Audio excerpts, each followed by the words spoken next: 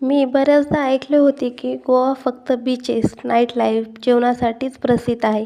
पण तसं काही नाही. इथले मंदिर देखील खूप भव्य आणि सुंदर आहे. शांतादुर्गा मंदिर गोव्यातील नॉर्थ गोवामधील पोंढा तालुक्यात कवले गावाच्या पायथ्याशी वसलेले आहे. स्थानिक लोक या देवीला शांतेरी देवी असे देखील म्हणतात.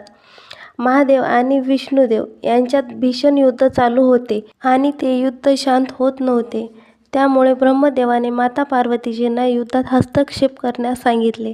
शांतादुर्गेच्या रूपात माता पार्वतीजींनी आपल्या उजव्या हातावर भगवान विष्णू आणि डाव्या हातावर महादेवांना उचलले. यानंतर दोन्ही देवांमध्ये सुरू असलेले युद्ध संपले. भगवान भोलेनाथ आणि भगवान विष्णू यांच्यातील युद्ध शांत करण्यासाठी घडलेला माता पार्वतीचा हा अवतार श्री शांतादुर्गा या नावाने जगभर प्रसिद्ध झाला. मंदिराच्या समोर दीपस्तंभ आहे आणि उत्सवात दीपस्तंभ प्रज्वलित करतात. यामुळे या मंदिराची सुंदरता अजून वाढते. देवीसोबत महादेवांची सुद्धा पूजा केली जाते, कारण पार्वती देवींचा अवतार शांतेरी देवी आहे. हे मंदिर खूप जुनं आणि भव्य असं मंदिर आहे.